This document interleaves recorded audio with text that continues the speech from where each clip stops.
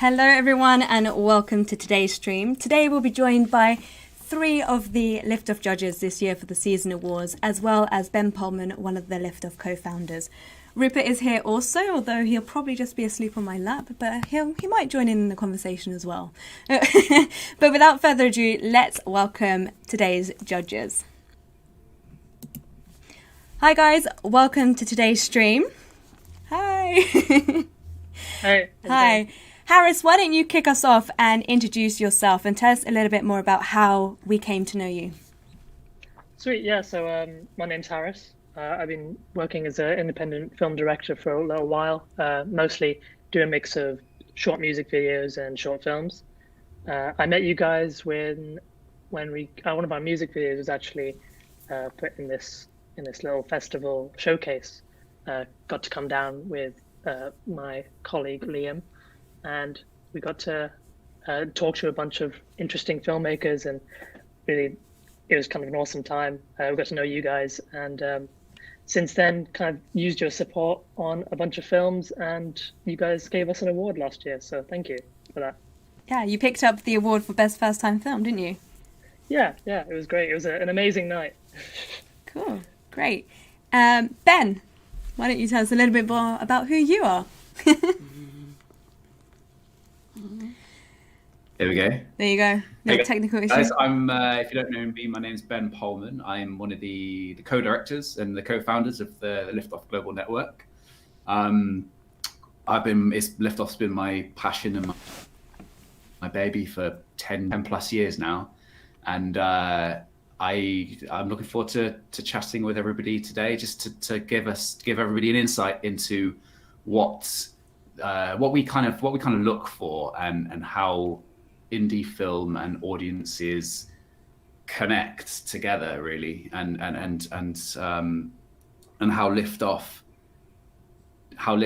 provides the platform for the work and the judges to come together and hopefully create stuff in the future. So it's going to be an interesting conversation. Absolutely. Emily, why don't you tell us a little bit more about yourself? Hi, I'm Emily. I'm a screenwriter and occasional producer.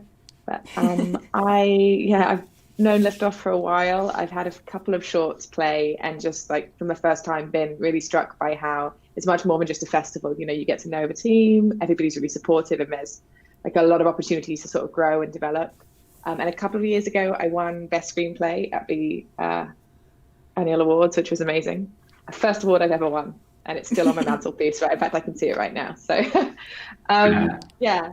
And I recommend it to all of my friends who have shorts, who are looking for like somewhere to get it out there. And this is my second year judging. The quality is always very high. Nice. And Jennifer. Hello. Well, I mean, I feel like I've been with Liftoff from the very beginning. Wouldn't you say, Ben? You literally have. Yeah, because my first ever short film that starred my dog, and it was called Rocket, that played at the first ever Liftoff Film Festival in London. So wow. That was right at the entrance level, and now we've done all sorts of things, haven't we? We've hung out in Cannes, which was cool. That was really cool, yeah. Yeah, and I just my first feature is just coming out this year, which is exciting. Yeah, so it's been a brilliant journey, and I love watching the films at the festival because they're always really, really good. Is it Rose, your feature? Yeah. You can tell us. I mean, I'm interested. This isn't the point of this stream, but tell us more about that, if you don't mind, because I'd like to. I haven't seen it yet, and I want to know where I can see it. Well, it premiered at the BFI Film Festival just last year, obviously remotely, which was a little bit sad, but still really exciting. Nominated for a BIFA next month. Amazing. Congratulations. Which is really exciting. Thank you. It got longlisted for quite a few, but we got just one nomination, which was the Rain Dance Discovery Award. So fingers crossed for that one. And yeah, we've got distribution now, so hopefully it will be coming out soon, and I'll let you know. Okay, so hold this space. Yeah. Amazing. Why don't you fill us in on the categories that you were judging this year? So do you want to kick us off, Jennifer? Oh yeah, okay.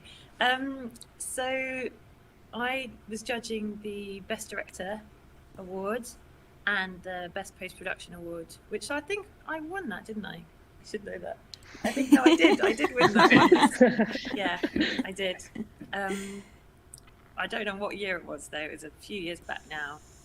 That was for Acoustic Kitty. No, it wasn't. Oh, gosh. Yeah, it was, I think, wasn't it?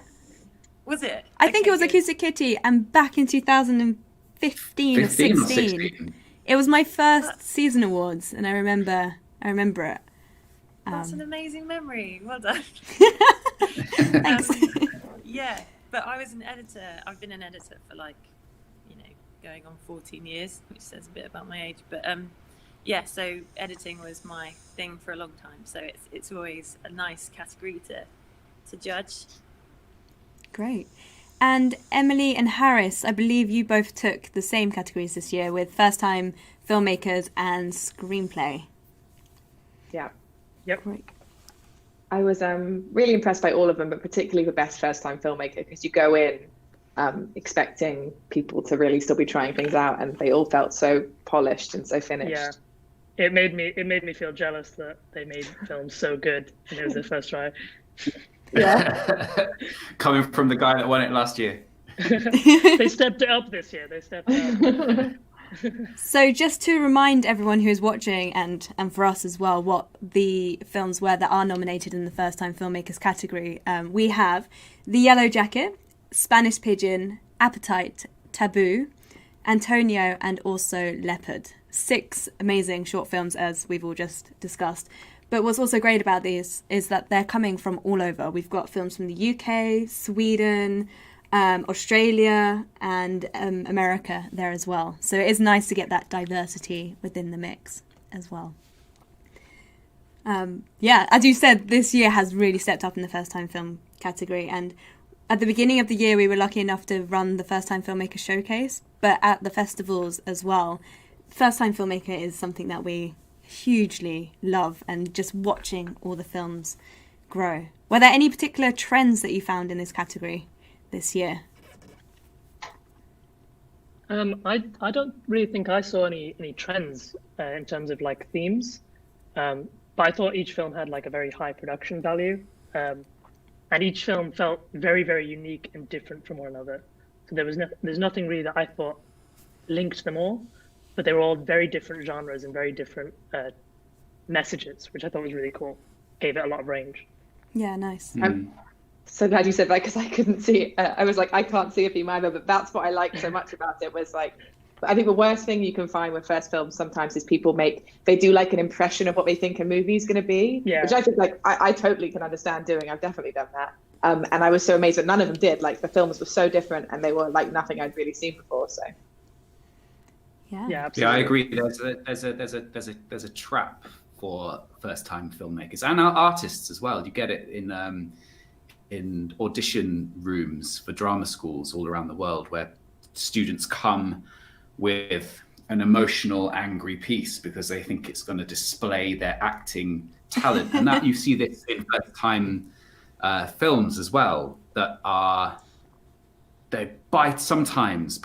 danger is to bite off this huge topic that you can't explore in 10 or 15 minutes because it feels gritty and it feels weighty somehow, and somehow but what you do by doing that is you put yourself in the pool of everybody else that's doing the same thing, which is interesting for this category, that they didn't all explore the same themes and genres and styles, which is kind of the danger in a way. And it's interesting because this week we ask this question a lot of the judges sometimes, because over the years we've noticed that it is possible that somehow there's emerging themes and emerging stories that kind of echo what's going on in the world, and that's not necessarily a negative thing. I just wanted to distinguish between the two things there. I really liked that none of the films I watched had anything to do with COVID. I was really happy about that. And Appetite Exactly. is a comedy, and I feel like they nailed that really well. And in what is going on with the whole online dating, and they just that film was one that stood out and was quite uplifting and refreshing from the COVID films that we have been receiving this year as well. I have to say, it's not a spoiler, but particularly the opening of that film really blew me away. It was just like so beautiful. The moment I clicked on it, I did not expect that. And it made me think, I was like, oh, that's a good trick for filmmakers, is make your first shot just like overwhelmingly beautiful, because then, I put down my cup of tea and I'm like 10 times more engaged. 100%, 100%. It's the hook. Yeah. The first however long, what's, why are we interested as an audience? Yeah. What's the story gonna bring to us or explore? Why are we committing the next 15 minutes or an hour and a half, 2 hours, 3 hours sometimes of our lives connecting with this work? And that's the hook. Yeah. Talking about the films in the different categories, I'll just mention the films that are in the best screenplay category as well. So we've got Oswald, Bad People, Ex-Wife Monogatari, Leopard, and Eulogy. And then in the best post-production, we got Proxy, Schwartz, Rise, Black Ocean, Seeing Green, and Talk. And then the final category that we will be talking about here, and film in general, is Best Director. And the films that have been nominated in the Best Director category are McLaren, Oswald, Missing, Sweet Street, and Ex-Wife Monogatari. So for everyone watching, you can hear that there's quite a few crossovers there. So it is interesting where these films are sitting this year. So Jennifer, I guess we should. Sorry. Go on, Ben. Go on, Ben. No, go on. I was going to say that's always been interesting to me how the best. For example, I was thinking this earlier. I judged the best short narrative, but Leopard, directed by James Arden, I'm just reading off my screen here, was also in the best first time film group. And it's always interesting how some projects pick up nominations across different categories, and how and why that works. That's always been an interesting thing to me. Yeah. And who's to say why? They're just great films, I guess. There's no rhyme or reason. But for example, for Leopard particularly, I wasn't aware when I was judging it that it was a first-time film. And then to go on to discover that it was a first-time film, and perhaps we should clarify exactly what we mean by first-time film. We mean that somebody in a key head of department, so director or producer or writer usually, is a first time. It's their first project. So sometimes they can draw on the experience of others, but generally it's led by a first-time filmmaker. Anyway, back to the point. The point is that Leopard was, I had no idea that it was a first-time film, and that shows just a real kind of maturity and, I don't know, clarity of vision. Like it was really like a gritty kind of urban drama, I guess, in its genre that was very interesting to me. Anyway, perhaps we can get into more details of the specific projects, but I interrupted you. Nat, what were you saying? No, I was just going to pass the baton over to Jennifer to ask if there were anything in particular that stood out in the post-production or within the Best Director categories that you'd like to share with us.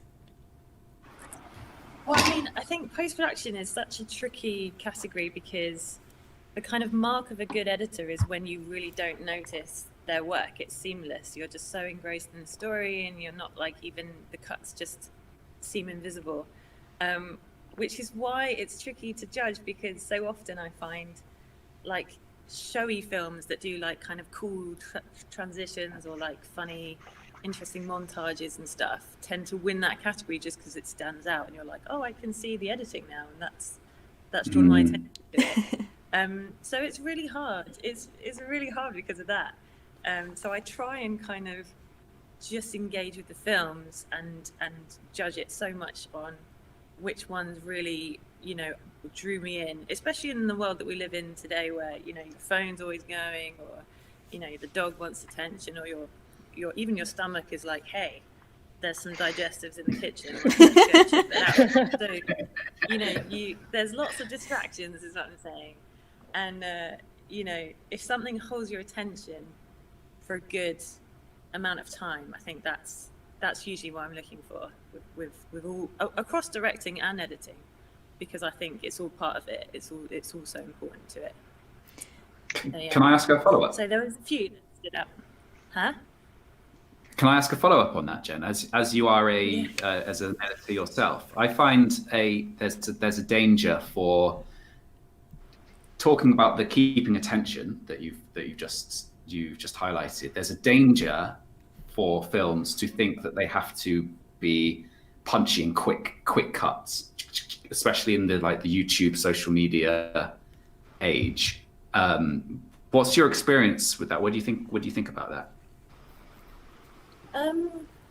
I mean, it's an interesting one, because I watched a film recently that was like a really old film, and it was 2001, Space Odyssey, which I've never seen, which is so bad. And I was like, oh my God, I can't believe I've never seen it. I need to watch it. It's one of Ben and James's favourite films. We have the poster in the office. Oh, right. Well, yeah, no, it's incredible, isn't it? But it's like, as an editor, I'm watching it going, okay, that shot could be half the length. That shot could be half the length. But it keeps you there because it's doing all this cool stuff, and you're just like, what is going on? Which is great. But I do think it's a trap quite often that short film makers fall into, which is slightly lingering too long on those shots that might be beautiful, but you know, if you stared at a fish tank and you're thinking, oh, this is a nice fish tank, but it's not really pushing the story forward, like I'm a bit bored of the fish tank now, you know, then that's not good. By the way, there's no fish tanks in any of these films, so I'm not talking about any of these films. So that's good. But yeah, so I guess when something's quite quickly paced, it definitely affects your experience of it. It usually will mean that there's some sort of energy that the filmmaker's trying to inject into it. And for me, that if it works, it works. And if it doesn't and you're confused, then they've probably overcut it. It's a double-edged sword, isn't it? The giving something the space that it needs, but also not indulging on something. Because it's really hard. If we're looking at a fish tank, and it's a really pretty fish tank, and then we're like, why am I looking at a fish tank? There's a moment where it's too much. Too much fish. And the thing is, it is so objective. You know, some people will be like, oh man, I love that 5-minute shot with the fish tank, you know? Yeah. You can't please everyone, is what I'm saying. Yeah, I think it has to come down to the story, as you're saying. Like, what is the story? Why are we seeing the fish tank? Is it essential to the story? And is it revealing something new about it? Like, is it progressing things along? Yes, then great, keep it in. If no, then perhaps it's not needed. Yeah, totally. And you can feel it, can't you? As an audience member, you can feel like the lull when you're like, oh yeah, that's what's going on. Oh, I totally forgot. What's the action here? What's the stakes? What's the drama? You know? Yeah. And I don't know what Harris and Emily think, but for me, like judging shorts, I'm always, if it's over 15 minutes, I'm always like, better be good, because it's. So that's interesting you bring that up, because we were speaking yesterday in the stream and we mentioned there that some of the short films that have been nominated this year are quite long. Like Oswald is around 30 minutes and Ex-Wife Monogatari is touching 40. But yet they've managed to sustain our judges and get as far as they have. And it has come back from the festivals with so many good reviews and thoughts behind it. So yeah, it's interesting to hear you say that 15 minutes is your kind of ideal. But I feel like this year, with us being able to screen online, it has allowed us to be more open to those longer films. I found, because I'm also helping a couple of friends with some short scripts. And as I was doing this, it was really informing that, because your urge, and mine as a writer as well, is you always just want to write more. And you're like, if it's good enough, you can list all the Oscar-winning shorts that were like 30 minutes long. And then when I came to watch them, I was like, I hate it. But the first thing I do is look at the time code. Yeah, I do too. I don't just go there. It's like you've got to plan your day, and you want to really pay attention to them. But Oswald and Ex-Wife were two of my favorite films, and I really noticed with them, it's like I probably went in a little bit like, exactly, like you've chosen to take almost half an hour of my time, like, now what are you going to do with it? And both of them, I completely didn't notice the time passing, because I was so, like, I kind of forgot I was judging the films, which is what you want to do when you really... So, but yeah, you raise the bar for yourself a little bit, but then, of course, some of the films meet it. So it's not like, nothing's a hard and fast rule. But I was saying to my friends, I was like, you're making it harder for yourselves if you choose to do that. Yeah, absolutely. I think that's what it is. It's like not that a longer film will necessarily be worse, but just that because it's a bigger time commitment, it's just you have to be solid. It has to be tight. And I mean, this year they were really tight, which is amazing. I mean, I actually watched the longer films twice, just because I was like, there's so much packed into them. I was like, okay, I want more. I need to do it again. Yeah, just to be able to judge them properly. But yeah, great stuff. And I think there's an exercise there as well, isn't there? Especially for the emerging, like, younger first time filmmakers. If you've got a 20-minute script or even a half an hour script, and you're like, it has to be this long, just as an exercise, what can you get rid of? Because if you can get rid of something and it doesn't lose anything in the overall thing, why is it there in the first place? And often films will be 15, 20 minutes, and the filmmakers will swear blind that nothing can be got rid of, but the audience sees it and they can pick it straight away. They can see, look, is that needed? Is that needed? Is that really needed? Couldn't this be tightened up here? So yeah, it's an interesting exercise, I think, for all creatives to try to be as economic as possible. It's the same thing with the cut. It's like the economics of the storytelling. How can you be as effective and tell the story in the most efficient, most interesting way? And that doesn't mean like quick pace, like cuts and explosions, but it's an interesting exploration to go on, I think. Absolutely. I do think sometimes you want to be slower, don't you? Sometimes you want a slower pace, just so things can have time to actually breathe. But also, it's so hard to raise money for short films, and so if you can save yourself a location and put more money where it's needed into parts of the story that are really key, I think you've got to make those decisions early. I know a lot of short filmmakers. So I've made now like 12 short films, which is probably too many. But, and whenever I talk to filmmakers, quite often the ones that haven't done as well, and I'm talking about some of mine as well in this, are the ones that I slightly rushed the script on, or just didn't take that time to really do that process of kind of going, do I need this scene, and then you pay for it later. I think that it's important to do. It's also I've really found on set, especially if the script is a little bit fresher, having enough time for the actors, because you'll be like, yeah, we can. Shorts normally you have 3 days, 2-3 days you can shoot it in, and so whatever length of script you're going to make it work in that time. And then when you watch the film back, you'll be, if you're lucky, you'll be showing this film at places for maybe 3 years afterwards, and 3 years later you're going to sit and be like, God, that performance, I've seen the lines that I feel we could have got a better take on a million times now, and it's if I just edited it down and given us a little bit more time, we could have gotten more. The performances are all that really matter when you're finally watching the film.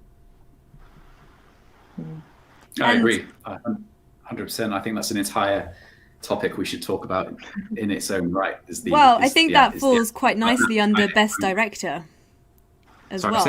I feel like that falls quite nicely with the Best Director category, because a lot of the time it comes down to the director to spend time working with the actors, getting the performances that they desire from them.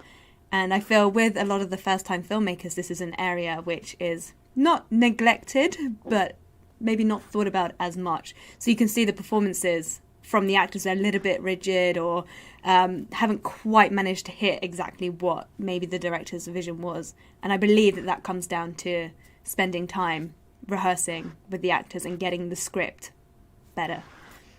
What are your thoughts on that? I mean, Anyone?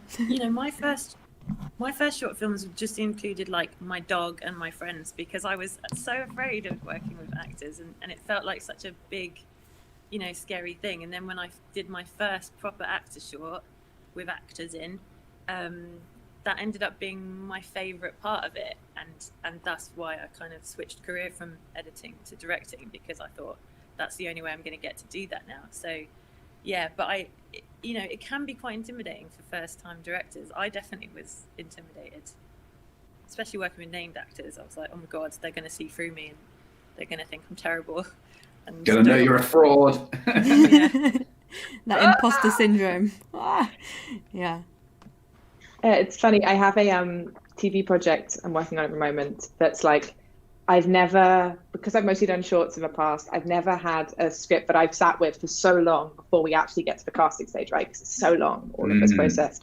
And now we're getting to it, I realize that I've been playing the characters for so long. I've read the script aloud to myself a million times, and I have the way each line is delivered. And I'm also not going to be directing it. So I was suddenly like, oh God, I hope they know. Do I need to put in somewhere that you have to say this really fast? Like, this only works. Suddenly I realize I have all these acting notes that I'm going to have to let go of. It really makes you realize how much like you watch the film yourself when you're writing it. And yeah, it's like making sure they actually have everything they need to really make what's in your head happen later. Shorts are such good practice for that, I think, because the turnaround is quite quick. I do think sometimes that spontaneity of working with an actor, sometimes you had that idea of how the lines were in your head, and then the actor just finds something that just wasn't there, and you're like, wow, I was a genius and I didn't even know it, because you just didn't even see it. And it's like the actor just sees things that you can't sometimes. It's really powerful. But I think the mistake some writers can make is be like, you write a line that doesn't quite work, and when you just convince yourself that the actor's going to sell it, Yeah. I think you should try and make your writing like bad acting proof, right? So that then you're really giving a good actor something they're not having to like save your work, which I've definitely done in the past. I've been like, I'll make it work, it's fine. And it's not. Very true. And I think that there's something to be said about giving the actors space on set. Obviously, every actor's different, every director's different, and the way that people work, there's a million different variations, from the attitude that actors are just movable props and you tell them what to do and then that's it, or that you should just let actors explore, and you can even craft the story with the actors, in an improvisational kind of style. But it's always evident to me when I see a piece from a director who it doesn't necessarily have to be a director who is experienced with actors, because you can be a first-time filmmaker and do this. But if you can find some kind of, if you're sensitive to the acting process, and if at the end of the day, I can't remember who said it, I think it was Emily, or anyway, someone said it, that it's at the end of the day, it's the performances that you're going to be seeing 3 years later. So what can you do to allow the creativity of the actor to mesh with your vision and still be the director and guide the story and the performances, but then still let the happy accidents and the unexpected to emerge on set with what Harris is saying. Like, perhaps they do something and you had never even thought about it that way, and then you can kind of go along it with that way. But at the end of the day, with the whole point being to keep some kind of truth and like vitality to the performances, because it's so easy to get lost in, especially as an emerging artist, to get lost in the logistics of everything, of getting, there's a million different spinning plates, but the most important spinning plate of the lot is the actor's performance on screen. and that is, it's kind of doesn't need saying because it's kind of obvious, really, but it's the never-ending search for that truth that comes on from writer's vision to the word, to the screen, to the performance, to the final cut, to everything, you know. I've got to say, shooting a lot of 2019, I was shooting in Wales because I shot my feature in Wales, and then I shot a kids TV series in Wales. And what I learned on my feature was that actors do not like having cold feet. Literally?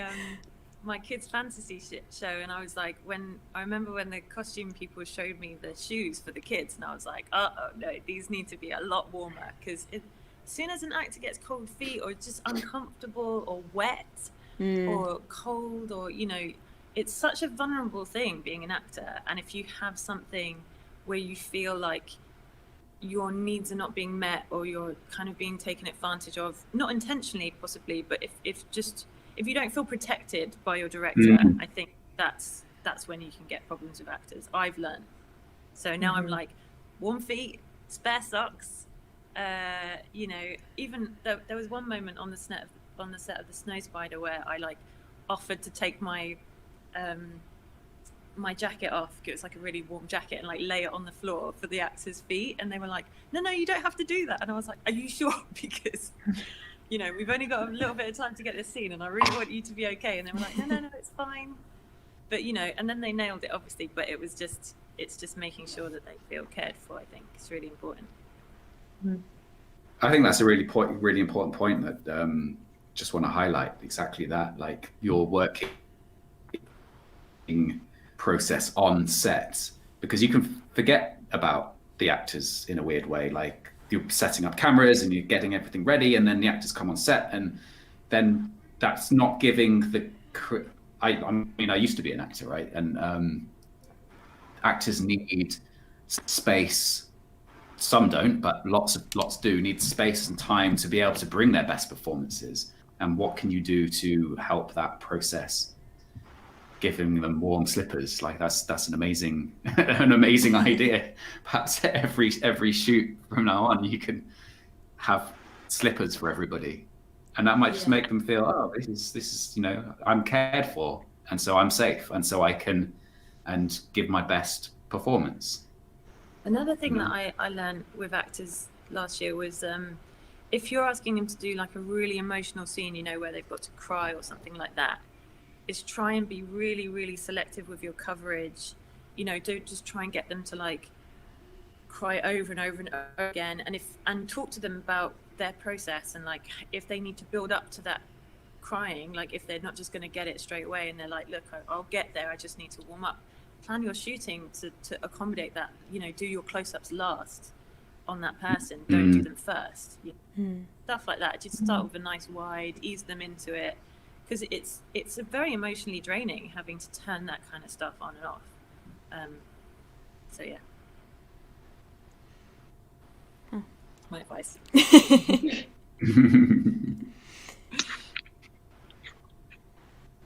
So we weren't judging best actor, were we? But we've gone into it.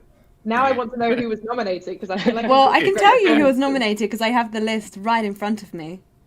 So for Best Actor, we've got two members of the team from Oswald, Theo Lepetit and Jasper Miller, the two main actors from Oswald.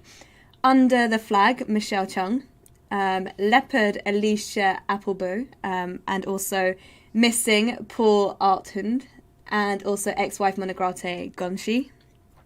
So it's quite interesting that Missing is here as well, because it's also nominated in the Best Director. But this is a piece that it almost has no dialogue. It all relies on his main performance. Yeah, I just thought it was absolutely brilliant, solid, and sold. I was like invested from the beginning. It's also nominated in the Best Cinematography category, and I feel that plus the performance just is amazing. So, yeah. Well, Alexander Hankoff, the director, was the director of photography also on Missing, but he was the DOP on a short called Yellow. Yellow, I believe. Yeah, it's Yellow. That came through years, who knows, 2015, 2016. But what I'm trying to say is that there is it coming on from the acting thing. I think it's all about circumstances and the circumstances of the world of the film and the things that have been happening, that are happening, and that are happening in the future. And then how that, I mean, that's the story, right? But the actors investing in that world, but then also the filmmakers, telling the story of the world on the screen in a visual format, right? It's the difference between a stage play and the screen. You know, the stage play, the world is told through the actors' interactions and stories and characters, the words that the characters say on the stage, and then you've got the set dressing is part of that, but then it's almost the opposite way around in film. And I think that this is a big trap that people can fall into, is the world of the film. The world of film is visual, and so that's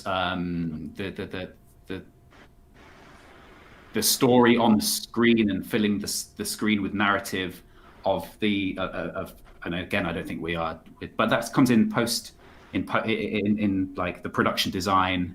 I don't think we're doing production design. We're not talking about that today either. But like, do you get what I'm saying? Like the merging of all these strands, and an actor has to inhabit the world that they live in, and then the set design has to craft the world that they live in on the screen, and then the director has to bring all of these strands together to make sure that everything resonates. It seems truthful, it seems believable, it seems plausible somehow. And all of the films that I saw this year did that, you know, on some level. It must be really hard to split these up for different categories, because really the best films, it's when everything's working together perfectly, exactly. Right? And you can't really separate the work of the director or the actor or production designer. So I'm not surprised that there's so much crossover, and I've already seen a couple of the nominated best performances, because it all came together really well in all of them, I think.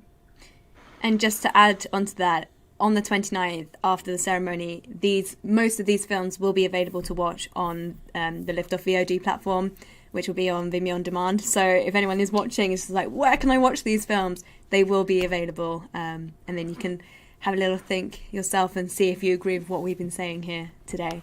Mm-hmm. But so much crossover. But the way that we choose the nominations is after each of the 11 city-based festivals, we select at least 2 nominations, and then save some of the films that were rated very highly from the judges and came back from the festivals as like the audience favourites. We saved those up, and then at the end of the year we look back on the season and pick the best ones and put them into their categories. I've got to say, I'm very curious. Have you guys been receiving loads of like lockdown kind of Zoomy shorts? Yeah. Yes. A lot of them named either pandemic or COVID. So very original titles as well. So that's a note for new filmmakers at the moment. If you're going to make a Zoom short film, it's going to have to be pretty outstanding. Yeah. I am proud. Everyone I know was trying to make a sort of lockdown film, and I was like, oh, it just couldn't be done well. And then I don't know if you guys saw the film Host that came out on Shudder recently. That was so good, and I watched it having been like, I don't know how you could do this. I'd even tried and been like, I can't make this interesting. I watched it and then was like, okay, so they've done it. Now it definitely can't be done. That was almost impossible in the first place. They've done it brilliantly. Yeah. I think. And that film did extremely well. Didn't it premiere on Shudder? I think it got picked up by Shudder, and also it screened at the Prince Charles. Yeah, it did phenomenally well. Yeah. So you've got to be better than that, and that's almost impossible. Yeah. But I'm kind of blown away by the creativity that's still coming into the network. Like we've always been blown away by it, but this year kind of more than ever because of the challenges. And some of the films might have been like being completed and then, you know, sent in later on or whatever this individual story of each film is. But overall, there's still an immense amount of creativity that's happening throughout this kind of crazy world that we find ourselves in at the moment.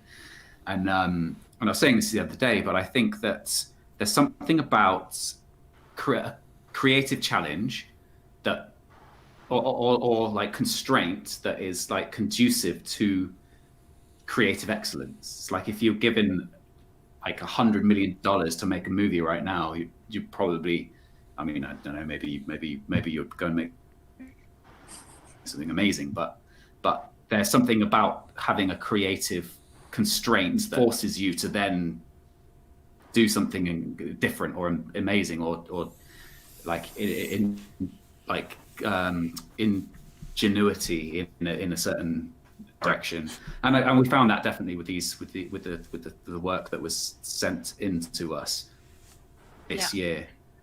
I always say whenever like I've spoken to students and stuff, and they've said we want to make a short film, but like where do you even start? I'm like, okay, well if you haven't got an idea already, find inspiration from something else. Like, is there a particularly unusual prop that you own that you could center a story around, or is there a location that you walk past on your way to college that you think I'd love to shoot something there, or you know, have you got an actor that you think you'd like to work with, and what kind of role would you like to see them play? You know, like try and hook an idea onto something that is available to you, because if you just start with a blank canvas, I mean, people do it all the time, but it's really hard, you know.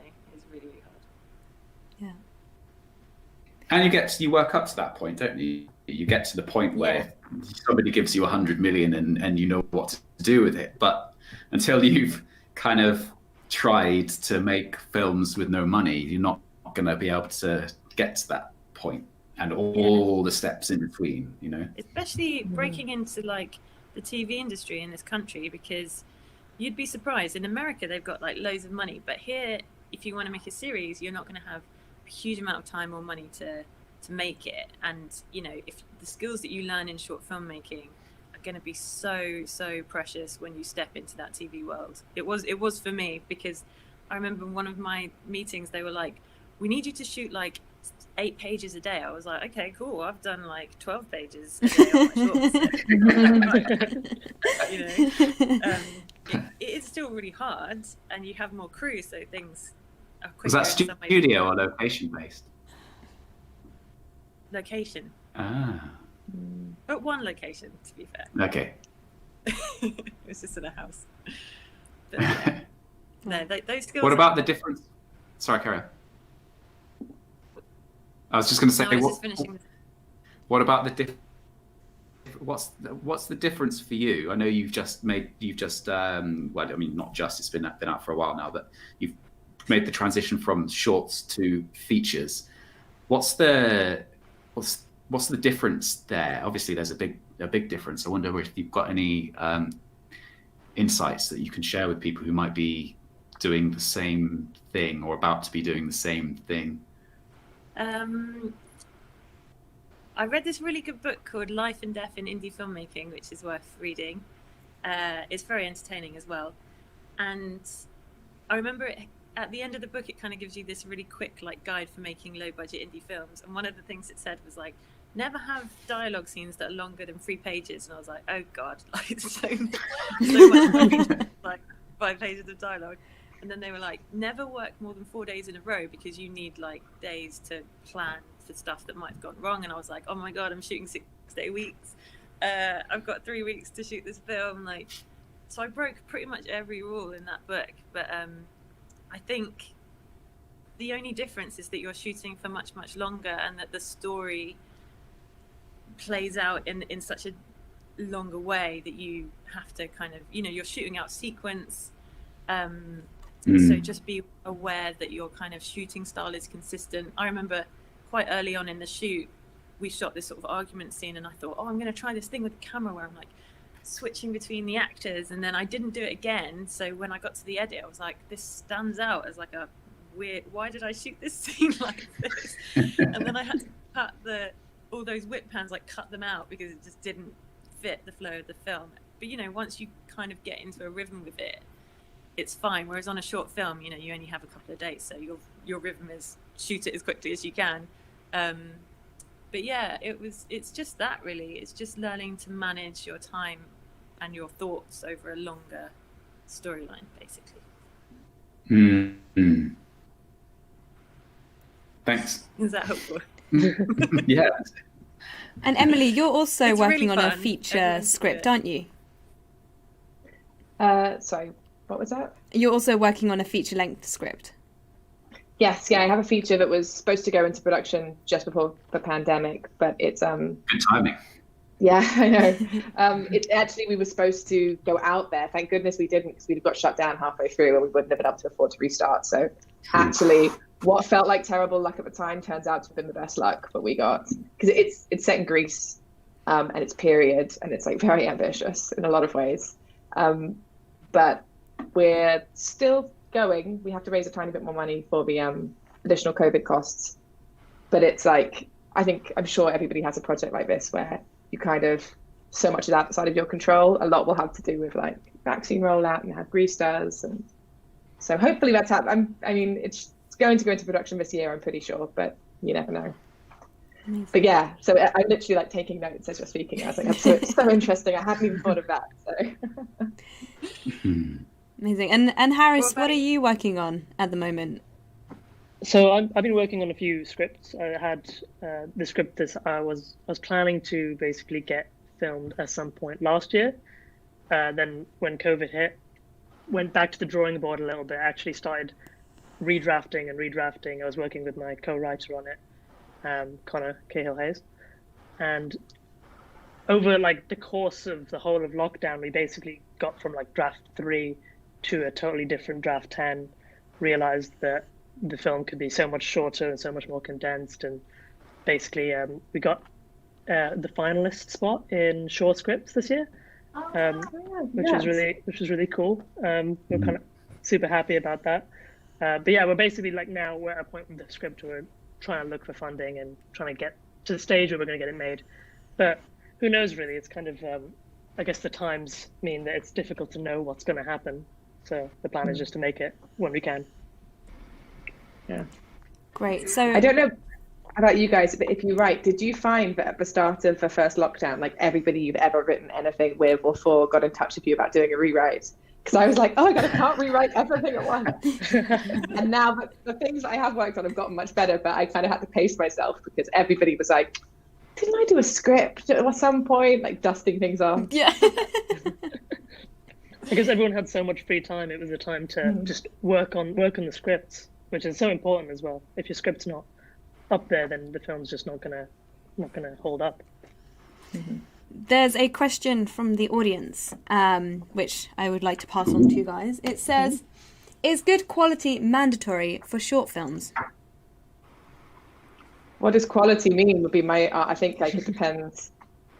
I think you can forgive, if it's a really good idea and there's like a really strong voice, you can forgive a lot of mistakes. For me, bad sound makes a film really hard to watch no matter how good it is, but other things, if it's really original, it kind of can cover a lot of stuff for me. Yeah, I agree. I think the story is key. If you've got a really good idea and a good hook, you could film it on your phone and people would enjoy it. That's definitely the key. Yeah, I agree. And it's also about the talent of the filmmakers, because Hollywood films have been made on an iPhone just to prove that it's possible, and that's down to the talent of the people behind the tools. So I think it's an interesting question to separate the quality from the talent, because quality doesn't mean you have to have the most expensive camera, because you can have So they've just responded to what the quality meant, and that was as in HD, high definition. Oh yeah, it doesn't have to be HD for me. Yeah, it doesn't matter at all. No. Yeah. 4K is a funny one. I'd add something into that though. Sorry to jump in. I'd add something into that. For short films, you can forgive a lot. But for feature film, especially if you're looking for a wider distribution, then there are quality, inverted commas, quality things that you have to hit, just in terms of deliverables, for being able to connect your work, your product with outside places. If you work with a distributor, they're going to need certain things from you. So I think it's interesting to start to explore that as a short filmmaker. You know, what is going to be needed from you as a professional in terms of the different tracks, the different, like, there's things like NME tracks and the different I mean, I've never done these things, but the perhaps somebody who has can add some more onto this, but the like the lists of with the different time scores on, that then gets delivered to the distributor so that they can then take the product and sell it, deliver it to other places. So no, it doesn't have to be, like, quality isn't the most important thing, but usually that question from a young filmmaker is about, do I need to hire a certain camera? Does it need to look a certain way? And the answer is no. But you should always still be exploring ways to make the best thing that you possibly can, right? With your resources that you have. And it doesn't mean you have to spend a load of money, some necessarily on a certain level. It could be you and a mate with a camera, and that can be fine. But I think it's a useful thing to think about where the rabbit hole goes. You know, if you want to connect a film with Netflix, what are the things that are going to be required from you? And as I said earlier, I think that's a useful exploration to start early on, so you're not surprised later on. Absolutely. There is one other question here, and I think it's a nice one to end on. So it is for all three of you individually. And Ben, if you want to answer as well, you can.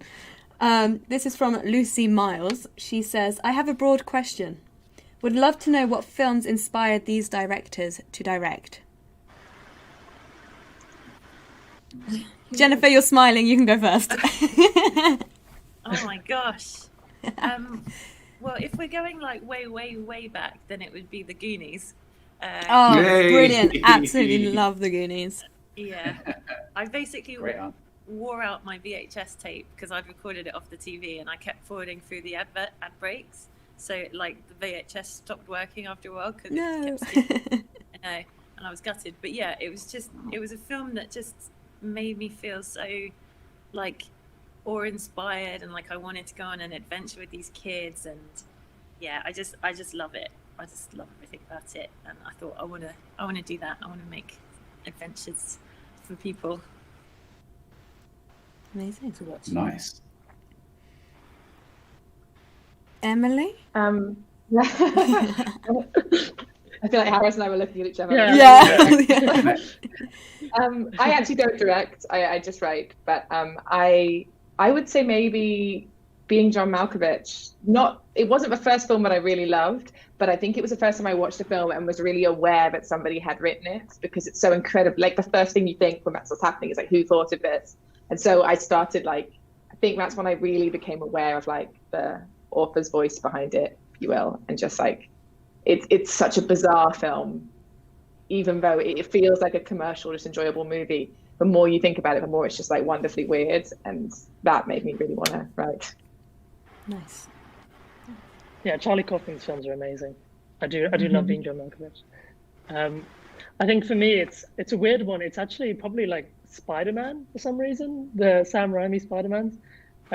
Because they're not the first films that I watched or anything, but they're the first films that I remember thinking, hey, I really feel very invested in this. I don't know why. And then I started looking into filmmaking a lot more. And not that I ever want to really make superhero films or anything like that. It's just, for some reason, the morals of the character of Spider-Man have always connected with me. The idea of great power comes great responsibility and everything. So for some reason, Spider-Man made me want to make films. So. Nice. Amazing. Ben, do you have any you want to throw in the mix? No, not really. But just to echo what Harris said at the end, like with great power comes great responsibility. For me, film has always been about exploring ideas, and it's storytelling at its most fundamental level really is what interests me, whether that's through film or through other mediums as well. But the exploration of duality, so right, wrong, good, bad, black, white, up, down, whatever it is, like those, the exploration of an idea of what it means to be a human being on a spinning rock in 2021 in the set of circumstances, or as a superhero in a certain world, or whatever it is that somehow resonates with me as a human being and with the wider population as the planet Earth. That's what inspires me, really. Amazing. Well, Lucy says thank you for sharing your answers, and it has been absolutely wonderful having you here with us today. And do feel free to join us on the 29th on Friday. We'll be in the chat room whilst the stream goes out. So then we'll be finding out who the winners are at this year's Season Awards 2020. Great. Well, thank you again so much. And Ben, thank you also for joining us here today. Bye, guys. Thanks so much. Thanks Bye, for having guys. us. Thank you for having us. Bye.